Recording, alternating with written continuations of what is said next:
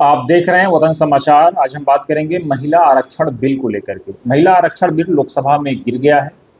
230 vote bill के खिलाफ पड़े और 298 वोट बिल के पक्ष में यानी आइज को लेकर के पड़े।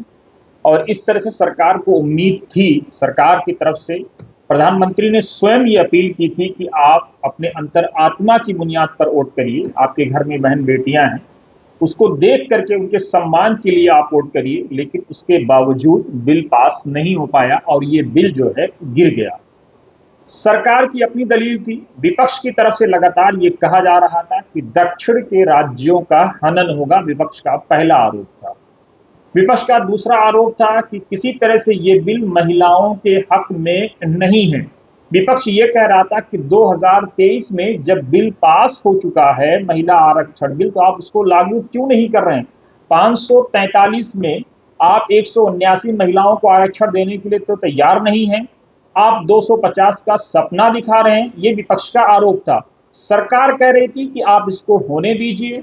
सरकार की तरफ से ये कहा जा रहा था कि राज्यों को 50% आरक्षण मिलेगा, उसके लिए निश्चिंत रहें।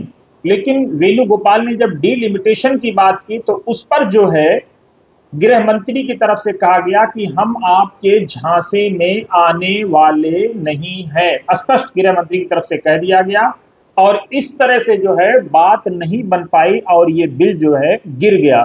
बीच में अखिलेश यादव ने यह भी कहा कि अगर भाजपा ये कहे कि वो महिला प्रधानमंत्री बनाएगी, उस पर भी हम विश्वास करने को तैयार नहीं है, क्योंकि विपक्ष लगातार ये कहता आ रहा है कि 15 लाख रुपए की बात हो या इसी तरह से और दूसरी बातें हो, 2 करोड़ लोगों को रोजगार देने की बात हो, तो ये सारे वादे आज तक पूरे नहीं हुए हैं। तो हम कैसे सरकार की बात पर विश्वास कर लें, सरकार की बात को मान लें। विपक्ष लगातार ये कह रहा है।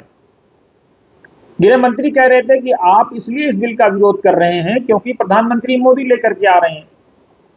गृह मंत्री ने यह भी कहा कि जिस तरह से संसद में अमर्यादित भाषा या अनपार्लियामेंट्री लैंग्वेज का इस्तेमाल होता है, कायर, डरपोक, सरेंडर, डरते हैं, या और उस तरह से उन्होंने और सारी बातें कही कि कोई कहता है कि आंख मारते हैं, और इस तरह से उन्होंने कहा कि सदन के रास्ते पर चाय पकौड़े खाते हैं। ये सब बातें नहीं होनी चाहिए, संसद की मर्यादा को गिराने वाला है।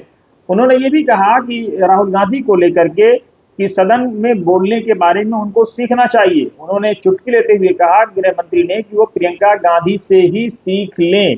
तो इस तरह से आइए हम आपको बताते हैं कि राहुल गांधी ने बीच में जो 16 की बात कही थी, 16 नंबर, वो आखिर है क्या। समझ अभी तक किसी को समझ में नहीं आया है। राहुल गांधी से आज फिर पूछा गया पार्लियामेंट के बाहर कि वो 16 नंबर क्या है, तो उन्होंने कहा, इशारा करते हुए कि आपने प्रधानमंत्री का चेहरा नहीं देखा, और इस तरह से वो चले गए। जानकारों का मानना यह है, जो नंबर के जानकार हैं, कि 7:19 पर इस बिल को वोटिंग के लिए विचार करने के लिए पेश किया गया।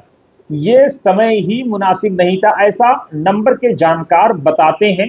सच्चाई क्या है, तथ्य क्या है, वो वही लोग बता पाएंगे। लेकिन इसके अलावा दर्शकों को हम ये भी बता दें कि गृह मंत्री ने कई सारी उपलब्धियां गिनाई सरकार की। उन्होंने कहा कि हमारी सरकार महिलाओं की हितैषी है। प्रधानमंत्री मोदी के मंत्रिमंडल की भी उन्होंने का हवाला दिया। उन्होंने सांसदों का भी हवाला दिया, महिला सांसदों का। उन्होंने ओबीसी की हितैषी होने की बात कही कि ओबीसी आयोग को हमने जो दिया है, जो संवैधानिक दर्जा, वो इससे पहले कभी नहीं मिला था। उन्होंने कहा कि महिलाओं की संख्या पहली पार्लियामेंट में 22 थी, छठी में 19 थी, 8वीं में 44 थी, 14वीं में 51 थी, 17वीं में 71 थी और 18वीं में बढ़ करके 75 हो गई है। तो इस तरह से बातें जो है, उन्होंने ये भी कहा कि बीजेपी ने महिलाओं को दिल्ली में पहली महिला सीएम सुषमा स्वराज को दिया, मध्य प्रदेश में उमा भारती को दिया, राजस्थान में वसुंधरा राजे को दिया और गुजरात में आनंदीबेन पटेल को दिया। उन्होंने कहा कि दिल्ली में तीसरी महिला मुख्यमंत्री रेखा गुप्ता है। हालांकि दर्शकों को हम ये भी बता दें कि कांग्रेस ने जो है लगभग 15 साल तक शीला दीक्षित ने राज किया और मुख्यमंत्री रही, कांग्रेस के कोटे से रही, महिला मुख्यमंत्री थी शीला दीक्षित। उन्होंने ये भी कहा कि हमने आदिवासी समाज को सम्मान देने का काम किया। राष्ट्रपति द्रौपदी मुर्मू का उन्होंने हवाला दिया कि किस तरह से द्रौपदी मुर्मू जी को हमने जो है प्रेसिडेंट बनाया। उन्होंने ये भी कहा कि 14 लाख महिलाएं जनप्रतिनिधि के रूप में काम कर चुकी हैं। ये लगातार गृह मंत्री ने महिलाओं की कामयाबी की बात की कि जिस तरह से वो लोकल बॉडीज में वो काम करती हैं। उन्होंने उज्ज्वला की बात की, शौचालय की बात की, नल की बात की, किस तरह से पीएम मुद्रा योजना की बात की कि किस तरह से महिलाओं को फायदा पहुंचाया उनकी सरकार ने।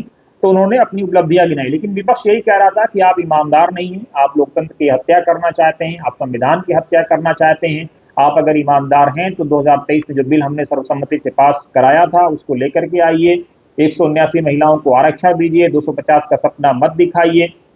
विपक्ष ये भी कह रहा था कि 850 का आप ये आंकड़ा लाए कहां से हैं। तो इस तरह से, हालांकि गृह मंत्री ने एक बात और कही, धर्म के आधार पर आरक्षण नहीं है बल्कि जन्म के आधार पर।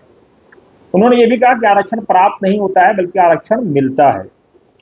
उन्होंने 15(4) की बात कही कि सामाजिक और तालीमी यानी साक्षरता बैकवर्डनेस की बुनियाद पर SC/ST या अनुसूचित जाति और जनजाति को आरक्षण मिला हुआ है। उन्होंने 16(4) की बात की कि जो है OBC को इस बुनियाद पर मिला हुआ है। उन्होंने ये भी कहा कि कांग्रेस OBC विरोधी है।